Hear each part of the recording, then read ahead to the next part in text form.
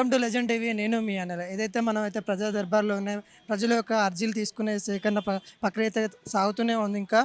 ఇక్కడికైతే ఇంకా చాలామంది వస్తూనే ఉన్నారు. ఈరోజు అయితే ఒక అమ్మాయి అయితే ఉంది. అమ్మ పేరేం పేరమ్మా? నా పేరు అన్నపూర్ణ అండి. ఎక్కడి నుండి వచ్చావు? భద్రాద్రి కొత్తగూడెం ఇల్లందు నుండి వచ్చాను. ఏంటమ్మా మీ ప్రాబ్లం ఏంది అసలు? మా పాప చదువు కోసం ఆర్థికంగా నేను నా దగ్గర చదివించే స్తోమత లేక ప్రభుత్వం సాయం కోరదామని వచ్చానండి. మీరు గతంలో కూడా వచ్చినట్టున్నారు. గతంలో కాదండి, ఎప్పుడైతే ప్రజావాణి పెట్టిన 2 వారాలు తప్పితే మినహా వాటి వరకు కూడా ప్రతి వారం వస్తూనే ఉన్నా, వచ్చి అర్జీలు పెట్టుకుంటూనే ఉన్నా. కానీ ప్రభుత్వం నుంచి ఎటువంటి రెస్పాండ్ లేదు. అలా కాకుండా ఇక్కడికని కాకపోయినా ఆయన ఇంటి దగ్గరికి వెళ్తున్నా, ఆయన ఇంటి దగ్గర సెక్రటరీకి వెళ్తున్నా, అక్కడ నుంచి ప్రజావాణికి వస్తున్నా. ఆయన ఎక్కడున్నాడని వెళ్తున్నా కానీ ఎక్కడికి వెళ్ళినా కానీ ఆయన కలవట్లే పరిస్థితి లేదు. ఆయన కలవాలంటే అపాయింట్మెంట్ కావాలి. పెద్ద పెద్ద లీడర్స్కే పెద్ద వాళ్ళకే రావట్లేదు. మీకు ఎవరు అపాయింట్మెంట్ ఇస్తారు? మీరు ఎలా కలుస్తారమ్మా? మీ దగ్గర ఎమ్మెల్యేలు ఉన్నారు కదా, మంత్రులు ఉన్నారు కదా అన్నారు. ఎమ్మెల్యే దగ్గరికి వెళ్ళాను, మంత్రుల దగ్గరికి వెళ్ళాను, ఎవరి దగ్గరికి వెళ్ళినా అక్కడ కూడా అంతే, గుమ్మం వరకే. ఆయన ఏం చేస్తారమ్మా, ఈయన ఏం చేస్తారు? కొత్తగా వచ్చింది కదా ప్రభుత్వం, ఏం చేస్తారంటున్నారు. వాళ్ళందరిని ఎందుకు అడగాలండి? నేను నమ్మిన వ్యక్తి రేవంత్ రెడ్డి గారు. ఆయన గెలిచారు, ముఖ్యమంత్రి కావాలి. ముఖ్యమంత్రి అయితే మా సమస్యలు తీరుతాయేమో, ప్రభుత్వం మారితే సమస్యలు తీరుతాయేమో అనుకున్నాం.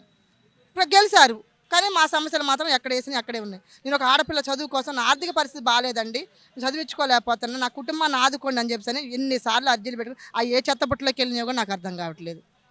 ఇట్లా మీ ఎమ్మెల్యేని కలిసినప్పుడు కానీ లేకుండా కలిసారా, లేకుండా కలిసే ఛాన్స్ ఏమైనా? ఛాన్స్ పక్కన వాళ్ళు ఇవ్వలేదండి. వెళ్ళాను. ఆయన ఎమ్మెల్యే గారు కాకముందు నుంచి జడ్పీ చైర్మన్గా ఉన్నప్పటి నుంచి కూడా ఆయన మా 10 అడుగులు వేస్తానండి. ఇక్కడ నుంచి ఆ బోర్డు ఉన్నంత దూరమే మా ఎమ్మెల్యే క్యాంప్ ఆఫీస్కి, మా ఇంటికి. అక్కడ కోరం కనకయ్య గారు అని గెలిచారు. కానీ ఆయన కింద ఉన్న వాళ్ళే ఆయన కంటే ఎక్కువ చేసుకుంటూ వెళ్ళనీయలే నన్ను. అసలు ఆయన వాళ్ళ దగ్గరికి ఎందుకు వెళ్ళాలి? డైరెక్ట్గా ఈయనే కలుద్దామని వచ్చాను. కానీ కలిసే అవకాశం, నేను చచ్చిపోయిన దగ్గర కూడా కలిసే అవకాశం అయితే ఈయన దగ్గరకు వస్తుందని నాకు నమ్మకం లేదు. ఆయననే నా వీడియోలు చూసైనా కనీసం స్పందిస్తారేమో అనుకున్నా, కానీ ఆయన స్పందించట్లేదు. కానీ కేటీఆర్ గారు అయితే నాకు ₹1,00,000 ఇచ్చారు. ఆ ₹1,00,000 నాకు ఆ రోజు ఆయన సాయం కింద ఇచ్చారనుకున్నాను. కానీ ఆయన ఇచ్చిన ₹1,00,000 నాకు ఇవాళ శాపం కింద మారి, నాకు ఏ ప్రభుత్వం సాయం చేసే స్థితికి లేకుండా ఆయన దగ్గరికి వెళ్ళావు, ఆయన దగ్గర సాయం పొందావు కాబట్టి నీకు ప్రభుత్వం సాయం చేయలేకపోతుందని ఒకటి ప్రజల్లోంచి వినిపిస్తుంది. అందుకోసమనే వీళ్ళ దగ్గరికి వాళ్ళ దగ్గరికి ఎందుకు వెళ్ళి, అలాగో ఆయన దగ్గరికి వెళ్ళాను, ఆయన మనిషిని చెప్తున్నారు కాబట్టి ఖచ్చితంగా ఆయన్నే మళ్ళీ సాయం కోరుతా ఉన్నాను. అయ్యా కేసీఆర్ గారు, నా బిడ్డ వాళ్ళకి 1 నెల రోజులు కాలేజీకి వెళ్ళకుండా సెకండ్ ఇయర్ క్లాసులు స్టార్ట్ అయినాయి, పుస్తకాలు కొనేస్తూ అమ్మత లేదు, ఇంట్లో తినడానికి వెళ్ళటమే కష్టంగా ఉంది.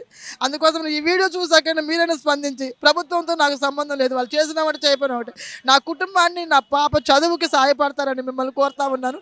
₹1,00,000 ఇచ్చి 1,00,000 మాటలు చెప్పారని మీ మీద ఒక అపనింద అనేది వేశారు కాబట్టి అది నిజం కాదు. ఏ పేద వ్యక్తి వచ్చి మా దగ్గర సాయం అడిగినా మీకు ఖచ్చితంగా సాయం చేస్తామన్న నిండు మనసు మీ దగ్గర ఉంటే మాత్రం ఈ వీడియో చూస్తే ఖచ్చితంగా నన్ను మళ్ళీ మీ బీఆర్ఎస్ భవన్కి పిలిపించి నా బిడ్డ చదువుకి, నా ఆర్థిక స్తోమతకి నన్ను కొంచెం ఊపిలోంచి పడేస్తారని కేసీఆర్ గారు మిమ్మల్ని నమ్ముతున్నానండి.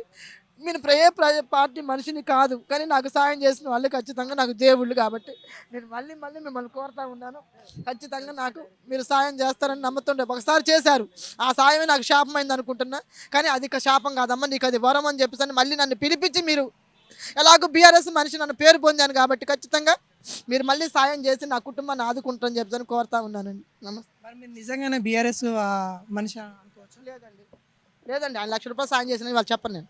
నేను ఫస్ట్ నుంచి నాకు రాజకీయాలు అంటే నచ్చవండి. ఎందుకని చెప్తున్నాను వినండి. పక్కాగా మీరు ఇది టెలికాస్ట్ చేయాలి. ఉదయం పూట ఒక కండవ కట్టుకొని, ఒక జెండా పట్టుకొని తిరిగిన వ్యక్తులు సాయంత్రం ఎదురు ఇంకో పార్టీ వాళ్ళు డబ్బులు ఇస్తే తీసుకుంటున్నారు. అది నిజమైన రాజకీయమా? చెప్పండి. అలాంటి రాజకీయం నాకు వద్దు. నేను కూలి చేసుకుని బతికేవాళ్ళు. ఇవాళ నేను రోడ్డుకి ఎక్కడానికి కారణం కూడా నా బిడ్డ చదువు కోసం చదివించే స్తోమత లేక. కానీ ఎట్లా నా భర్త, నా కొడుకో, నేను కూలికి పోతాం, తిండి మందం వెళ్ళిపోద్ది. కానీ ఆ నీచ రాజకీయాలు నాకు వద్దు అనుకున్నా. కానీ మనిషిని నమ్మినాం. మనం దేవుణ్ణి కాదండి, మనిషిని నమ్మాను. అలా కానీ రేవంత్ రెడ్డి గారు సాయం చేస్తారనుకున్నాను. ఆయన నుంచి చెప్పడానికి కారణం వాళ్ళు కలిసారు, కేటీఆర్ కలిసారు, మీకు మనీ ఇచ్చారు, అదేనా ఇంకేమన్నా ఉందనుకుంటా? ఆయన మరిగా అంతే అనుకున్నానండి, వేరే ఏమి లేదు. కేటీఆర్ గారి దగ్గర నా దగ్గరకు వచ్చింది, నేను సాయం చేయలేదు. కేటీఆర్ గారి దగ్గరికి వెళ్ళింది, ₹1,00,000 సాయం చేశారు. ఆమె బీఆర్ఎస్ సంబంధించిన వ్యక్తి. కేటీఆర్ గారు సాయం చేసినా చెప్పిన ఏ పార్టీ, కాంగ్రెస్ పార్టీ అని కూడా కాదు. నేను నాకు నచ్చిన వ్యక్తికి నేను ఓటేసుకుంటా అంతే, అది నా హక్కు. అది ఎవరికి వేయాల్సిన అవసరం లేదు. కానీ నాకు నచ్చని రాజకీయాలు ఉన్నాయి కాబట్టి ఖచ్చితంగా నేను వేయను. నా నచ్చిన వ్యక్తి చేసుకుంటాను. అన్నం ఇష్టం లేని కూర పెడితే తినవండి. మనం ఇష్టం లేని వ్యక్తిని తీసుకొచ్చి ఓటేంటంటే ఎలా వేస్తారండి? ఎందుకు అది కూడా చెప్తున్నానండి. గత ప్రభుత్వంలో ఉన్న వ్యక్తులే నెక్స్ట్ ఈ ప్రభుత్వంలో వచ్చి చేరారు ఎమ్మెల్యే గారి పక్కన. ఆ మనిషి దగ్గరికి వెళ్ళి అడిగా పోయినసారి, సాయం చేయలేదు. అదే మనిషి ఇక్కడ ఉన్నప్పుడు మళ్ళీ వెళ్ళి ఎలా అడుగునండి నేను? చెప్పండి ఒకసారి మీరు. మీ అమ్మ ఏం చదువుతా ఉంది మా ఇప్పుడు? అమ్మాయి BSc nursing first year Maruti medical కాలేజీలో చదువుతుందండి భద్రాచలంలో. అది ప్రైవేట్ కాలేజీ. నేను అనుకున్నాను కదా ఫస్ట్, సరే మామూలుగా ఈ సంవత్సరం స్కాలర్షిప్ లేకపోయినా నెక్స్ట్ ఇయర్ పెట్టుకోవచ్చేమో.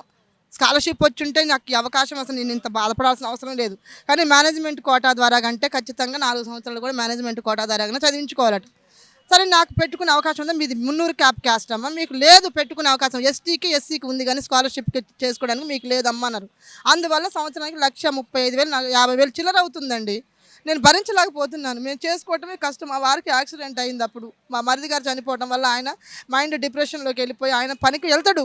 కానీ వచ్చిన దాంట్లో ఈ ఆర్థిక ఇంటికి రాగానే అప్పులో వచ్చి అమ్మ ఏమైంది, ఇల్లు తనఖాలోనే ఉంది, మా బాబు బైకు తనఖాలోనే పోయింది, అన్ని విధాలుగా అట్లే ఉందని చెప్పని నేను ప్రభుత్వాన్ని సాయం కోరుకుందని వస్తే, అప్పులు చేసుకొని వస్తే అప్పులు తీరుస్తారా ప్రభుత్వం?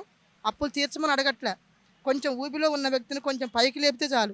నాకు ఇప్పుడు ఆర్థిక సాయం కూడా చేయమనట్లా, నా బిడ్డ చదువుకు సాయపడితే చాలు. ఎందుకంటే నేను ఏ విధంగా నేను చదువుకోవాలనుకున్న చదువు నా బిడ్డను చదివించుకున్నా కాబట్టి ఆమెనైనా చదివించుకోవాలి ఖచ్చితంగా. నేను ఏదైతే చేయాలనుకున్నా నేను చేయలేకపోయా.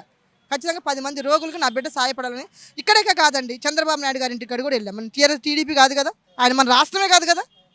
ఆయన నాకు తెలిసిన ముఖ్యమంత్రుల్లో ఒక వ్యక్తి. నాకు రాజకీయం అంటే తెలిసినప్పుడు ముఖ్యమంత్రి ఎవరంటే రాజశేఖర రెడ్డి గారు, చంద్రబాబు నాయుడు గారు అని తెలుసు నాకు. ఆయన దగ్గర కూడా వెళ్ళా. ఈ ప్రోటోకాల్ అమ్మ ఎలక్షన్ మూమెంట్, ఇప్పుడు ఆయనతో కలవడం కుదరదు, ఒక ఎలక్షన్స్ అయిపోయిన తర్వాత ఖచ్చితంగా సార్ మీకు కలుస్తారు, సాయం చేస్తారని చెప్తున్నారు. మరి ఆయన కాదు కదా, నేను పార్టీ కాదు కదా. పవన్ కళ్యాణ్ గారి కూడా కలుద్దాం అనుకున్నా, ఎవరన్నా సాయం చేయాలని. దాన్ని రాజకీయం చేసి పార్టీలకు పూసుకొని సాయం చేయరు వాళ్ళు చెయ్యరు, చేసే వాళ్ళు కూడా చేయకుండా వాళ్ళ మీద బుర్ర చల్లుతున్నారు. ఈయన వాళ్ళ మీద బుర్ర చల్లటం కాదు, వాళ్ళే ఈయన మీద బుర్ర చల్లుతున్నారు ఇప్పుడు.